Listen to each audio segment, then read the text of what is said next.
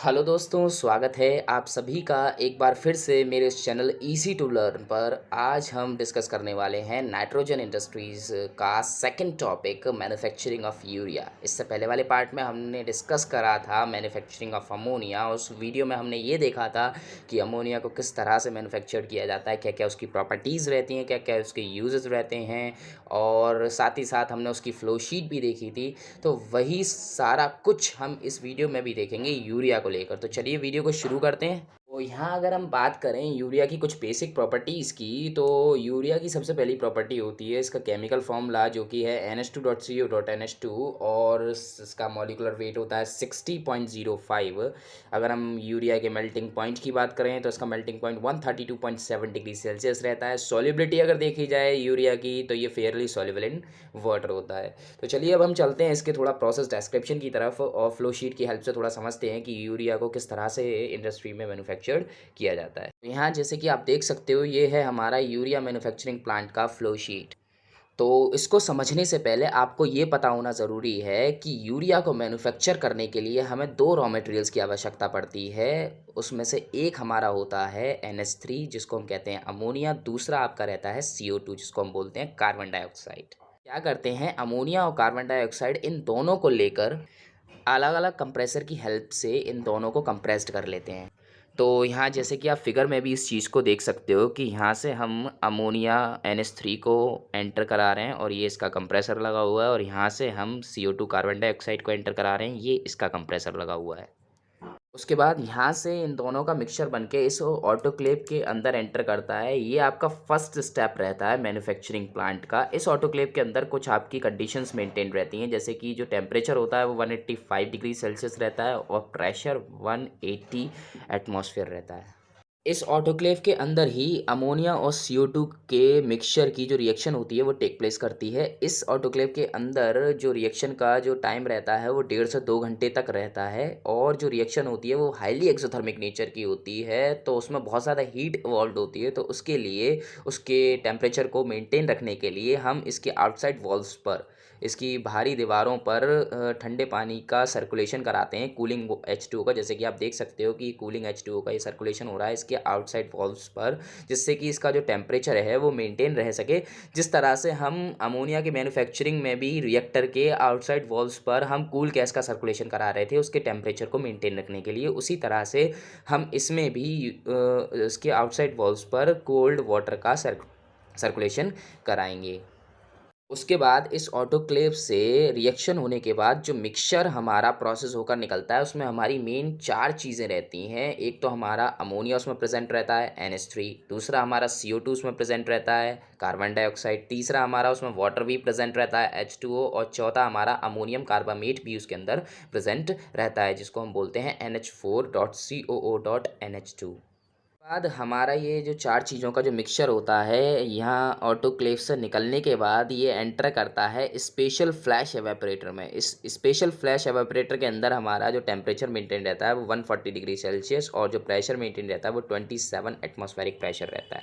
और इस flash evaporator के अंदर हमारी 2 यूनिट्स मेनली रहती हैं, एक हमारा गैस लिक्विड सेपरेटर और दूसरा हमारा कंडेंसर। इस फ्लैश एवापोरेटर का जो मेन वर्क होता है वो ये होता है कि इस ऑटोक्लेव से जो हमारा मिक्सचर प्रोसेस होकर आता है, जिसमें मेनली 4 थिंग्स हमारी प्रेजेंट रहती हैं, जैसे कि मैंने आपको बताई थी, उसमें से 3 चीज़ों को ये सेपरेटर की हेल्प से अलग करके उसको वापस से रिसाइकिल कर देता है। वो 3 चीज़ें कौन कौन सी होती हैं, एक हमारा NH3 रहता है अमोनिया, दूसरा एक CO2 कार्बन डाइऑक्साइड, और तीसरा वाटर H2O। बाकी बचा हुआ जो अमोनियम कार्बामेट रहता है NH4.COO.NH2, उसको ये फर्दर प्रोसेस कर देता है आगे की तरफ, वो किसमें, फ्लैश ड्रम में, जहाँ पर आपका प्रेशर मेंटेन रहता है 1 एटमॉस्फेयर का। इस फ्लैश ड्रम के अंदर अमोनियम कार्बामेट का फर्दर डिकम्पोजिशन किया जाता है यूरिया की अच्छी कैपेसिटी को ईल्ड करने के लिए। यहाँ तक पहुँचते पहुँचते हमें 80% तक की यूरिया अच्छी खासी ईल्ड हो जाती है। उसके बाद यहाँ से निकलते ही प्रोसेस होती है ये हमारी वैक्यूम एवेपरेटर के अंदर, जहाँ पे आपका टेम्परेचर 135 डिग्री सेल्सियस रहता है। इससे निकलने के बाद हमें अप्रॉक्स 99% मॉल्टन यूरिया हमें ऑब्टेन्ड हो जाती है।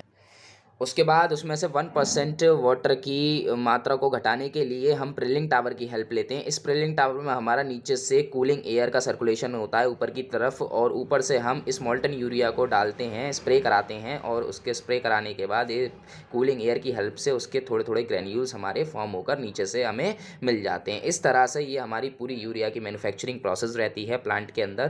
तो ये सब आपने देखा, समझा, तो अब इसको मैं पॉइंट्स में कन्वर्ट करके आपको बता देता हूँ कि आपको किस तरह से इसको एग्ज़ाम में रिप्रेजेंट करना है। तो ये है आपका प्रोसेस डिस्क्रिप्शन ऑफ यूरिया। इसका सबसे पहला पॉइंट है, firstly the ammonia NH3 and CO2 are compressed separately by the help of separate compressors.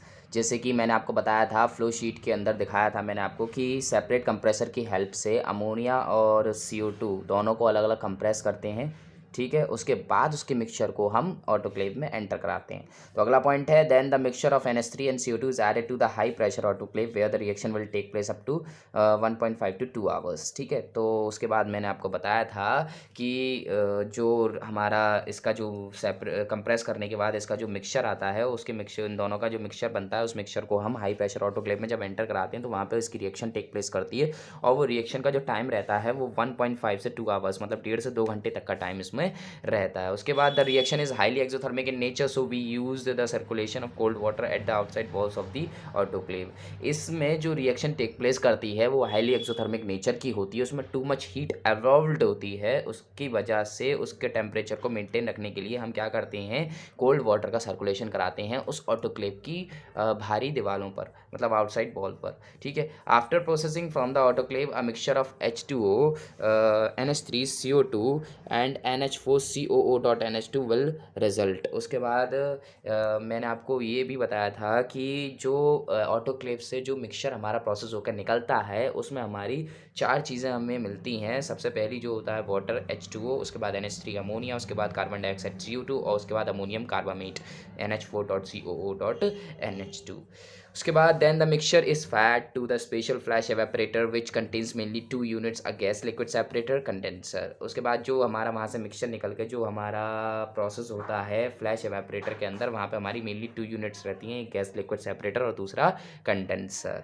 Last में जो हमारा NH3 CO2 और H2O जो होता है उसके अंदर वो हमारा रिसाइकिल कर दिया जाता है ऑटोक्लेव में वापस सेपरेटर की हेल्प से उसको अलग करके, और बाकी बचा हुआ जो अमोनियम कार्बामेट रह जाता है हमारा, वो उसको प्रोसेस कर दिया जाता है फर्दर फ्लैश ड्रम में उसका फर्दर डिकम्पोजिशन होता है NH4.CO.NH2 का, अमोनियम कार्बामेट का, ठीक है। और यहाँ तक आते आते हमें 80% की यूरिया सॉल्यूशन में हमें ऑब्टेन्ड हो जाती है। उस 99% की यूरिया को ऑब्टेन करने के लिए हम इसको वैक्यूम एवेपरेटर में फैट कराते हैं, वहाँ पे हमें मोल्टन यूरिया 99% की मिल जाती है। उसके बाद हम प्रिलिंग टावर का यूज़ करते हैं, जिसमें हम टॉप से उस मोल्टन यूरिया को फैट कराते हैं, स्प्रे कराते हैं, और नीचे से उसमें एयर का सर्कुलेशन होता है ऊपर की तरफ, जिससे उसमें हमें उसके स्मॉल स्मॉल ग्रैन्यूल्स हमें फॉर्म होकर मिल जाते हैं। तो ये था आपका पूरा प्रोसेस डिस्क्रिप्शन यूरिया का।